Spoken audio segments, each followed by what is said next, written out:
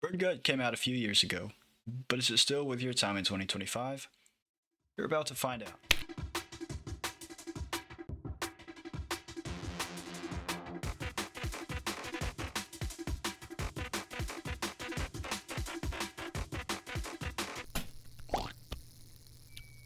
Hey, hope you're doing alright today. I played Birdgut the other day, a 2D platformer where you play as a deformed bee who gets eaten by a bird and then decides to take it down from the inside. It's weird, it's charming, and it's definitely caught my attention. Birdgut released spring of 2019 to a fan base of 255 people, and I have no idea how it's flown under my radar for so many years. This game was recommended to me by a buddy of mine about a week ago, and what pulled me in right away was just how much personality the game seemed to have, from the smallest sketches to the oddball characters. Birdgut was developed and published by Micah Borsier, released on Steam in 2019, and the last update came in the season of 2022. There's also been no news about console ports or expansions announced, but I'll be the first to let you know if I hear anything. Getting into the gameplay and mechanics side of everything, gameplay-wise, Birdgut offers a pretty relaxed experience. It's not too difficult, aside from a couple of levels that almost set me over the edge, though that could be because of my lack of experience. Though I only have one playthrough so far, at about an hour and a half, it never felt too repetitive. Maybe a couple sections dragged on a bit, but it wasn't enough to turn me away from the game. Once you click play, the first thing you notice when it comes to character movement and mechanics is that you only have left and right movement as well as a jump. That's it. Very limited mobility, but also very fitting seeing as you are a deformed bee.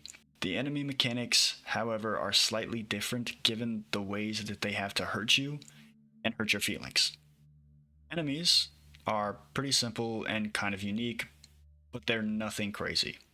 I'll give you a little rundown here of the enemies that we have. We have worm dudes with gun, roly-poly dudes, beetle dudes, snake dudes, dudes strapped with gun, flying ball dudes, flying nuke dudes, beady dudes, laser dudes, jumping dudes, and boom! Boss mantis. However, what the game lacks in enemy complexity, it does make up for a little bit in puzzles and a complex maze.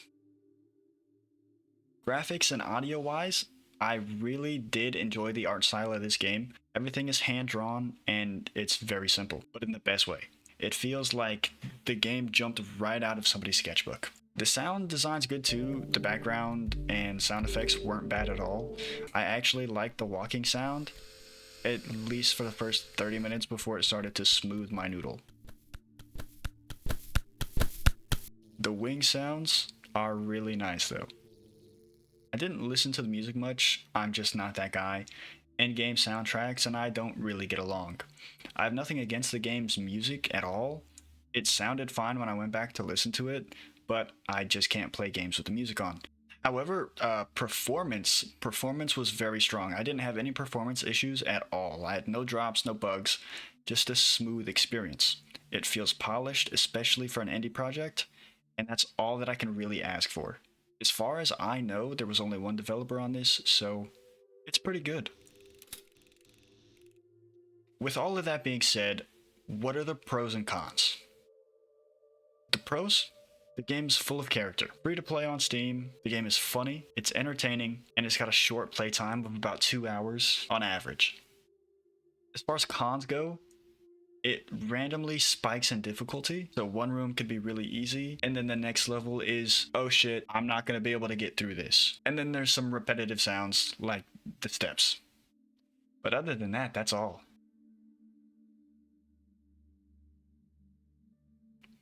I'd give Birdgut a solid 6 out of 10 nuggets. If you're looking for a short, free platformer to spend an afternoon with, there's really no reason not to try it. It'll only cost you a little bit of time, depending on your skill. Okay, that's all I can say. Well, that's it from me. Stay calm, stay curious, and don't burn your nuggets. Love you guys.